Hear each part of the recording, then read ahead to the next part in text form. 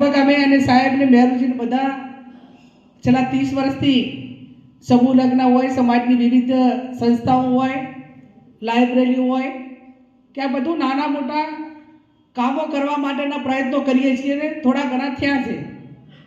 પણ સૌથી કોઈ મોટી સમસ્યા આવતી હોય તો સમાજની શિક્ષણની માટે કરીને આર્થિક સદ્ધરતા એટલે શિક્ષણમાં પૈસા આપવા માટેની જે સિસ્ટમો બીજા સમાજની છે એવી મજબૂત સિસ્ટમ આપણા સમાજ પાસે નથી ને એના કારણે જે આપણે પરિણામો લાવવા જોઈએ, જે ભૌતિક સુવિધાઓ ઊભી કરવી જોઈએ, બોર્ડિંગો બનાવવી જોઈએ, એ આપણે ક્યાંક ને ક્યાંક બનાવી શકતા નથી. અને એના પરિણામે આવડો મોટો સમાજ હોવા છતાં આજે આખા ગુજરાતમાં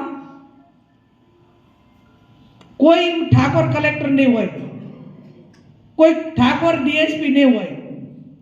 અને આવી ઉચ્ચ નોકરીઓ ઉપર તો આઝાદ થયો એટલે બીજા સમાજો આઝાદ થયા એટલે આપણે આઝાદ થયા હતા. પણ ક્યાંક ને ક્યાંક મેં કીધું એમ જે શિક્ષણનો ઢાંચો મજબૂત નાખવો જોઈએ એ નથી નાખી શક્યા અને એના કારણે પરિણામ આવ્યું નથી. જાગ્યા ત્યાંથી સવાર સાહેબે